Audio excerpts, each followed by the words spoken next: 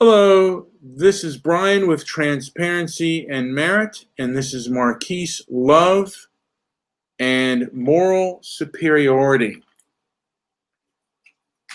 I believe it was a day ago, or I don't know if it was yesterday or the day before yesterday, when a gentleman by the name of Marquise Love supposedly kicked a rioter, not a rioter, but a driver in the head and put him in the hospital. The gentleman, I believe, is okay and that he is out of the hospital. My belief goes that I believe this person that kicked him in the head, and if you see the video, you'll see that this person believed, or it looks like he is a person that believes he has the moral authority, or he is morally superior. Therefore, anything that he does to somebody with an opposing view is okay. And I am seeing this more on the left than I am on the right today. I have here Angela, also known as Political Woodstock. She's been on the scene for a while, and she has been around politics for quite some time. So I want to get her take on this issue. Political Woodstock or Angela, what is your opinion on what I just said about moral superiority? Well, I think it's a form of elitism, moral elitism, where they think their cause is stronger or better than yours. Now, this can be on both sides, but I've seen a change in protester culture within the last 3 to 4 years. Yeah, well, I want to say, Angela, that overnight, Black Lives Matter after George Floyd, overnight, it seems like Black Lives Matter was given almost unquestioned authority to say and do what it wanted to, and you really couldn't speak out against it. And I think there is starting to have a backlash, and it could well hurt the Democrats come November, because they have been champions for Black Lives Matter, but these riots that are happening seem to be helping the Republicans. Do you have any thoughts on that, Angela? Well, when people say Black Lives Matter equals Democrats, I disagree with that because each chapter has their own flavor, has their own take, has their own agenda. It's not a well organized national agenda. So, other than, of course, that Black Lives Matter and police brutality and to demilitarize the police. Some areas will say defund the police. I make these points because these are not basic democratic platforms.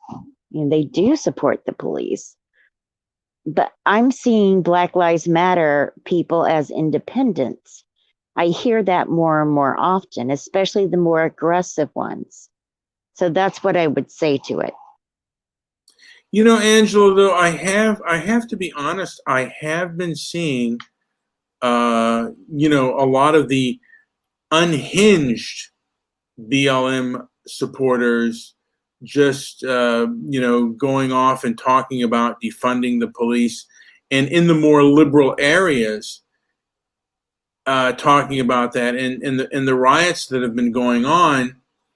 And of course, the opposition party is going to define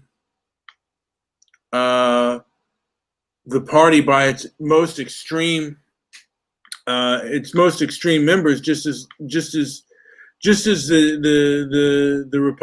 the Democratic Party will try to define the Republican Party by its most extreme members. The Republican Party is going to do just that, and so far the Democratic Party is succeeding, I believe, because of these riots in Portland and in Seattle in the shootings that have the murder rate that has happened in Chicago, I think that has played into the Republican Party's hands, which is saying that these people have mismanaged their cities and have given it over to radical mobs.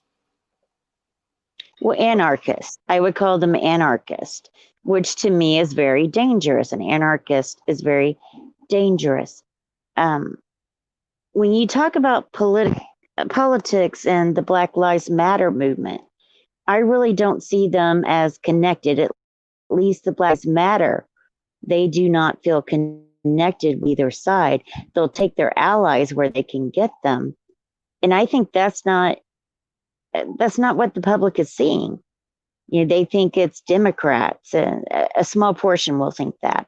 Some people will think the protesters are crazy, nefarious, Antifa, you know, just all these different labels come out.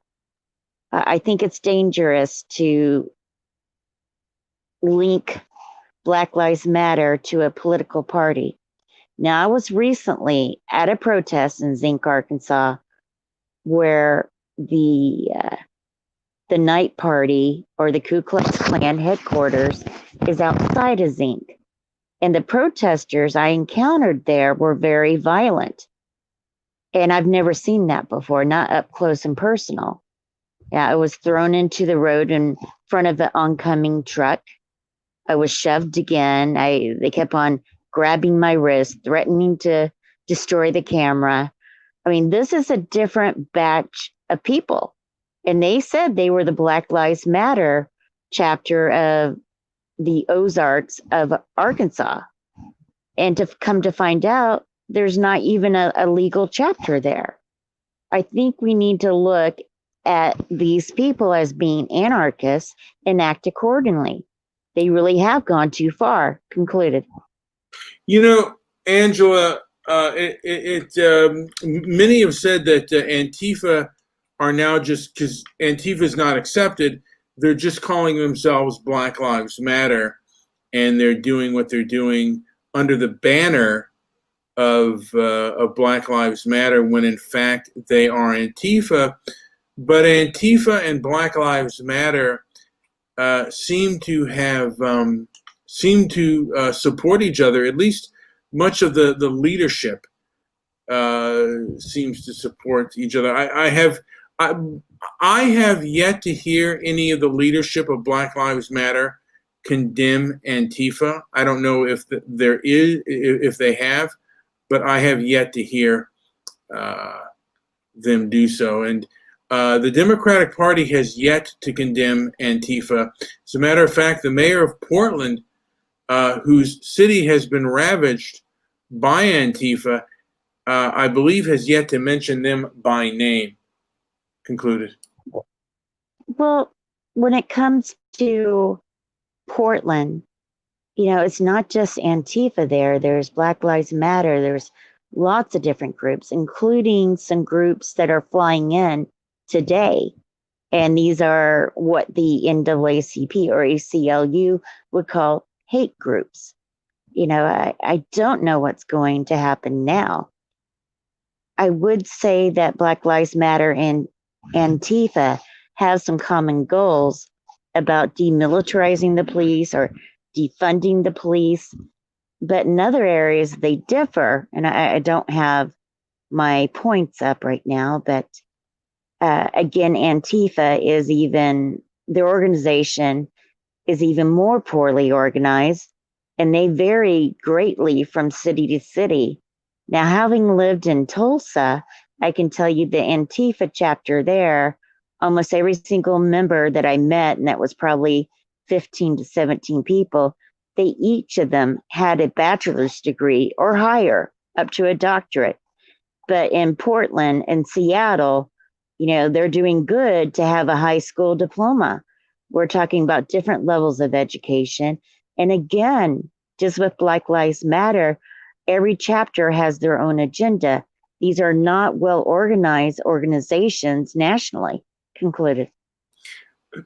Although I have heard the Black Lives Matter does have a does the website does have their PowerPoints and uh, their plan of action and what they want to see go forward. Now, these Black Lives Matter protests, Angela, did they were they willing to talk to you, or what reason did they have for attacking you? Just Well, out. I triggered them. I triggered them. There was an opposing group there to protect the city of Zinc. The city of Zinc had been threatened for it to be burned down. And one of the organizers of the Black Lives Matter group there brought a flamethrower. I had talked to the Arkansas Patriots. They seemed very peace loving. They just wanted to protect the town and to be peaceful. So when I talked to the protesters, who were an hour late to their own protest, that's very bad protest protocol, by the way. So they're late, and I said, "Well, I've been sitting with them for a couple of hours." Like, you sat with them, the people. I said, "Well, they're no different from you." And the looks of hate and venom started. I said, "They want things to be peaceful just like you do," because they've been professing, "We want this to be peaceful." And from that moment on, I became a white supremacist. And it, it was frightening to see how easily a crowd can turn. And I've never myself experienced that.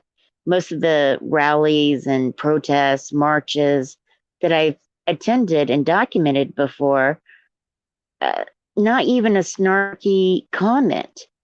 I just documented and everything was fine. So it was surprising to me that they turned so easily. And they were out for a fight. They were looking for someone to fight and to make a viral video, so to speak. Concluded. No, I don't think they tried much with the with the Patriots. I think that the Patriots were armed, so I don't think they even wanted to fight them because they know what would happen if they tried to get violent. I think it would have, there would have been there would have been dire consequences for that. I could be wrong on that, but I'm thinking that's particularly in Arkansas, uh, they would have been met with potentially lethal force.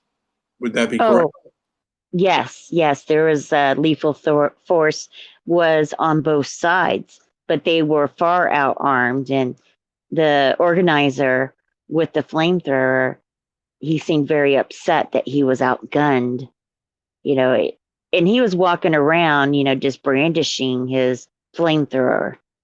You could easily set a house on fire so easily. But they had people, I guess Zinc is like in a fishbowl, and there's little hills on the sides of Zinc. It used to be a mining town. And we're talking about a small community, maybe 40 houses. It's not very big. It does have a fire department, but the fire department had federal agents and SWAT teams ready for those protesters to cause harm. And they did not know this. So they were more than out armed, outgunned than they ever knew. Well, I mean, and I'm assuming that, I mean, the places where people have their Second Amendment rights uh, were less likely to face rioting. I mean, I'm assuming in Oklahoma as well that you would see less rioting there because the people are armed. And Well, yeah, go ahead. I have to interrupt here. Tulsa has a history of a massacre where both sides were armed, and there was a Dick Rowland who worked in downtown Tulsa, and this was during segregation in 21. This is a really good example. Um, he went up on an elevator to a building where he could go to the bathroom. And back then, the elevators didn't stop even with the floor. And he lurched forward, and I think he touched the elevator girl. And she screamed, and then he was arrested. And so armed men that were veterans, that were Black, showed up at the courthouse because they didn't want Dick Rowland to be lynched. Well, armed white men showed up at the courthouse because they wanted to lynch. You know, when both sides are this armed, things can happen. A gun went off and the massacre began. The African American men that were armed were outnumbered. And I was afraid something like that might happen at that protest.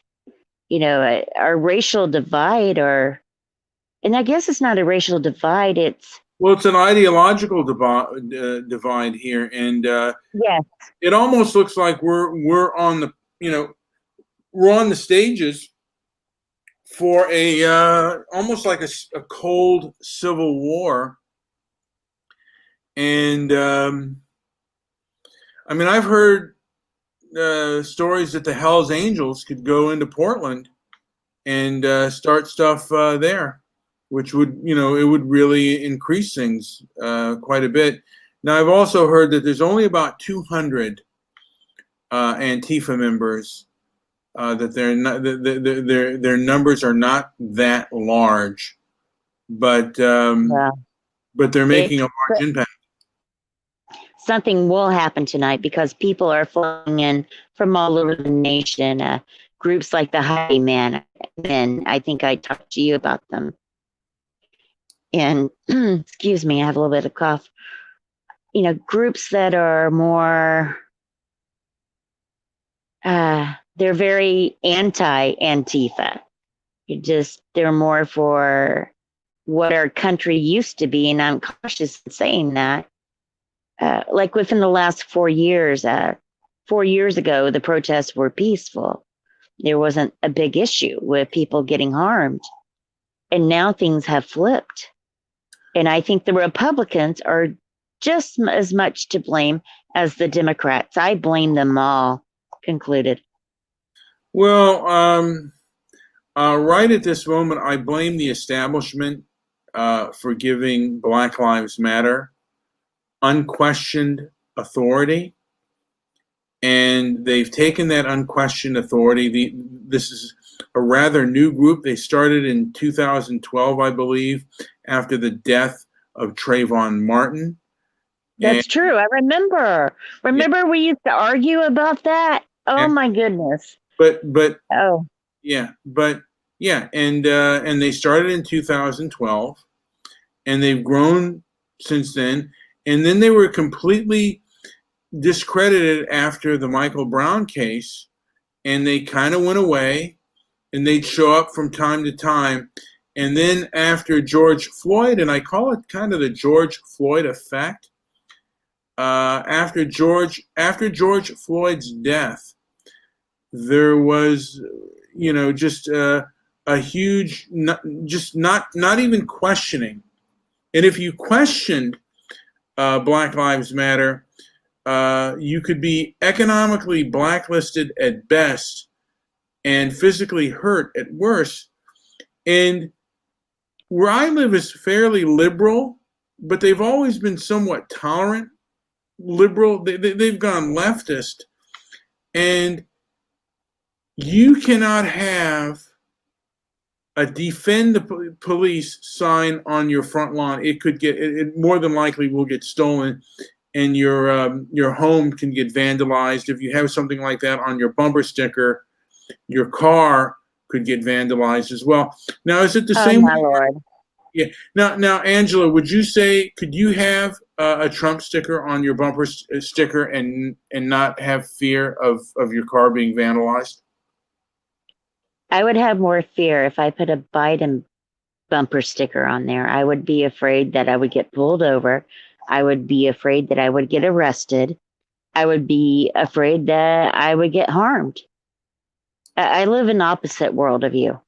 Okay, so because yeah, in my world, I do believe that it's worse. I could be wrong, but I believe that it is worse on my end. The left is far less tolerant, and you saw what the Black Lives Matter.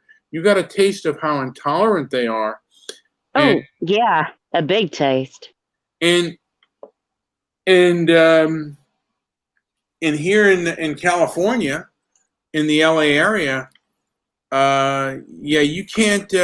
And I was aware of some of these rallies, and these people were not open to any kind of discussion or talk to the other side, and it just to me was kind of sad.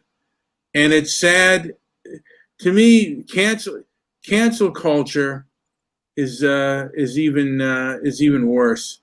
You know, Stefan Molyneux says that cancel culture is a dress rehearsal for mass murder. What do you think of that? And what do you think of cancel culture? Cancel culture.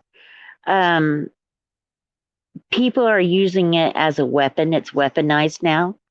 Cancel culture is weaponized, and many people have felt the brunt of it. And you can't even say it's justified because everybody, in my opinion, has the right to make a living and to live in peace. Now, they may have some far out ideas on the left or the right, but they should, as long as they're not physically hurting anybody, they should be left alone. That's the way I look at it. But I don't see that happening now. Now, I don't have cable because I'm out in the woods right now, but I understand that the news agenda is a propaganda tool. But who is operating propaganda tool? We really need to look deeper. Why is this happening? How can the average man or woman stop it? I just I'm alarmed at what I'm seeing, and I've been on the front line since 2012. I think that's about maybe it was 2011 when I first called into a show you used to have on a different network. Things have changed so greatly. Yeah, And go ahead. that was the Blog Talk Radio days, and Yeah. yeah, I mean, people were a little bit more tolerant, but these leftist groups have kind of gained a foothold, and there are certain things that have had that the left have come in and just gained more and more power. The first after Trump's election, the left decided to kind of like monitor, social media began to, claim hate speech. And then after Charlottesville, then Boy. then they began to crack down even more. And then Don't like forget the Women's March. Don't forget that. I helped organize one of those marches. what march? Women's March, Oh, the Women's March, but that wasn't okay. They always do it like after like a catastrophic event. So I remember, I think it was one of the synagogue shootings, then the Christchurch massacre, and that's when they began to really begin to just, and private companies also began to blacklist and cancel as well. And yeah, it seems some of the stuff they seem to be doing is a little bit unconstitutional, and maybe even against. When you say they, who do you mean by they? Well, to me, I mean the social media companies, along with corporate America, seems to be doing things that kind of go against constitutional rights. I certainly could be wrong on that, but that's what it looks like to me. And a lot of these people, like I said, the person Marquise Love, for me, is just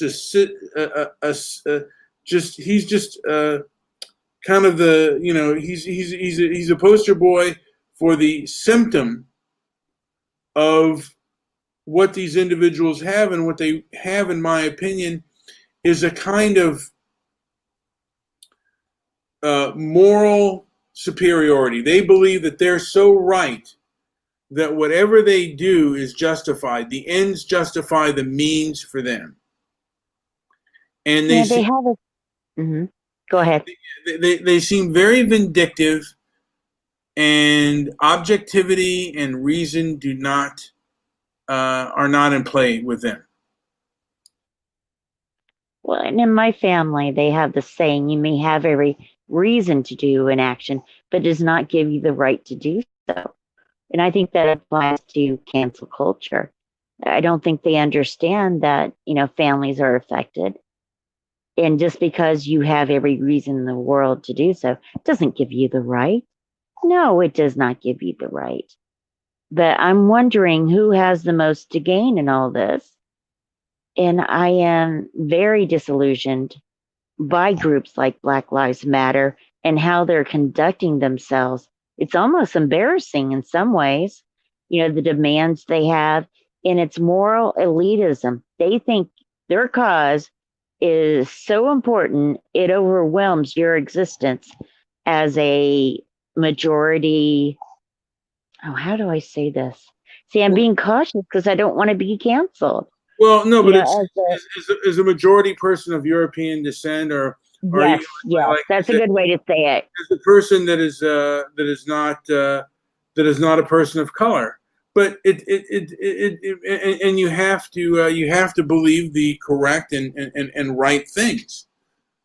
And like I said, these people believe that the ends justify the means, and it's almost I've put out pictures now, and I've done this a few times. I called them, Mhm. what was the word? I called them Stepford Whites. And I don't know if you Oh, I ever saw, think I saw that. I saw that today. I was like, what is he doing? It was interesting. did you ever see the movie Stepford Wives? Yeah. Okay. It's that same robotic, like like I'm going to follow this path, no logic, like it's just, it's that person just giving up their whole, like, to be the good wife.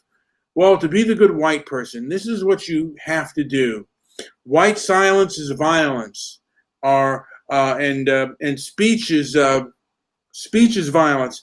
BLM has taken on religious components. They have chants. Uh, they have unquestioned. You cannot question their doctrine. If you Hmm.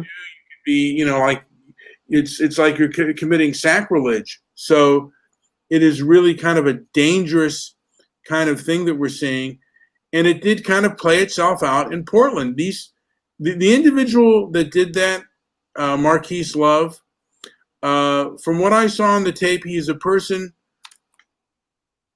who I believe thinks he has moral superiority. He thinks that,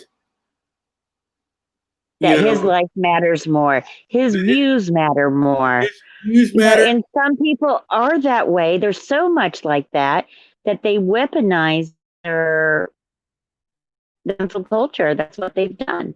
That's what's happening to people of European descent.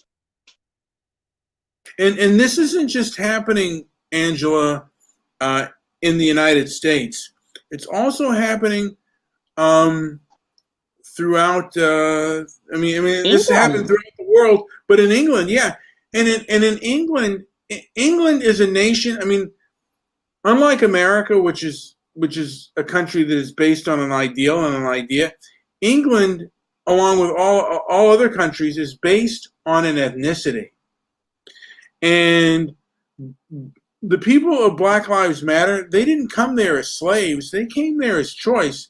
Now, they were slaves in the West Indies, but all those places that they came from were of people that were more like them. Those blacks that came to the West Indies and, Jamaica and Trinidad, and some of them came from Africa, they all Fourth.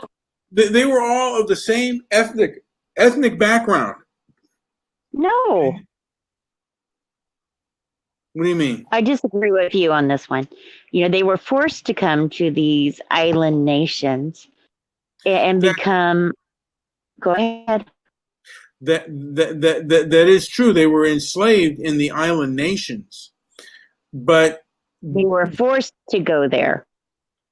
the populace was primarily the populace of the, Jamaica and the West Indies are filled. I mean, they're Black African, and when they come to, like when they're coming to England, when they come to England, they're coming to England by choice.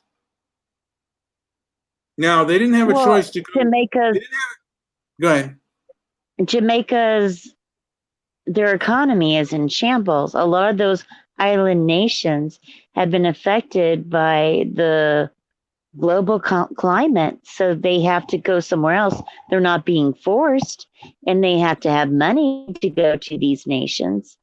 But it's becoming an issue, in particularly England. The But cancel con. why should the British people Mm-hmm. suffer and be disrespected with with these individuals, with these Black Lives Matter mobs? And these individuals are not. They tore down a statue of Churchill. They pulled down a few statues, and it's like, that's very disrespectful. And they would never. Groups would never get away with this in a country, say, like Japan or China, if they were, if they immigrated to those nations. Why should England be any different? Well, my answer to that is to change the immigration laws, make them tougher. That's my answer to it. If you don't like what's happening, stop the problem. Well, that's what England voted for. By the way, they voted in very tough immigration law. I mean, they voted in to leave the EU, and they voted very conservative. And I think the next election, it's going to be, there's going to be a real backlash against immigrants, and they may start to expel even more people and make it tougher. They may even vote to blacklist and expel people. I mean, they could send people back. I mean, that's not unheard of. People get deported from America all the time. Yeah, and more so in Europe. They get deported. And you can't just be, you can't. I mean, in my opinion, you can't just go to a country and behave any way you want. And for the most part, I think that the people in Black Lives Matter are already British citizens, but whom they are hurting are the people that are not, who are there on visa and the whatnot. And I think there's going to be a big backlash against people that are not native, who are not ethnically British. They're going to like, hey, if you don't like me, why are you around me? This ethnic thing that you have in Europe, it's not such a big deal. They're major force. How long have you been here? Are you really British? That type of thing.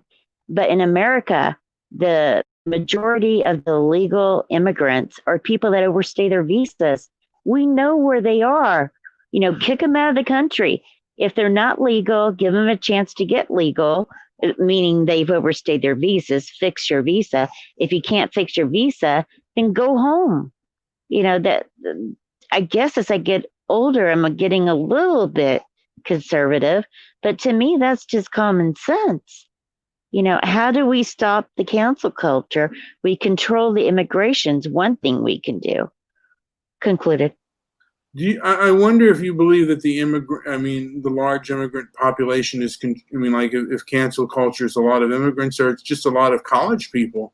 I mean, to me, I have a whole thing on immigration, and I was talking about Europe and England, and for me, and I could be wrong in this, but England is an ethnic nation, unlike America, which is not, and the people that are coming here,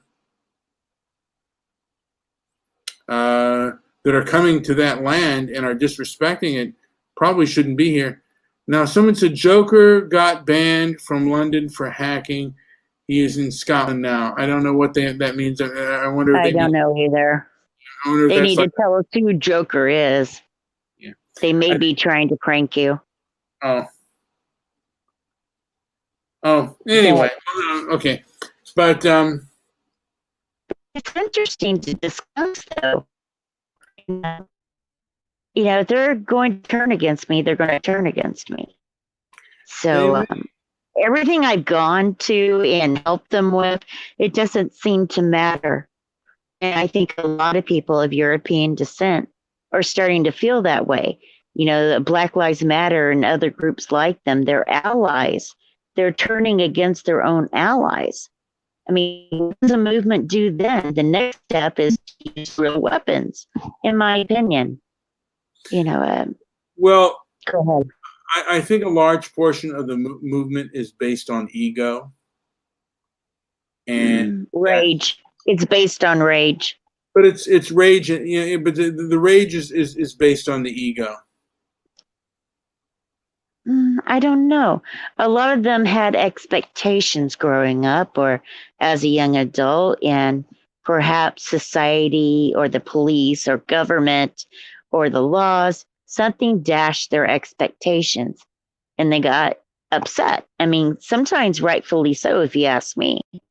You and I differ on some of the people that have been murdered by the police. And to me, it wasn't right.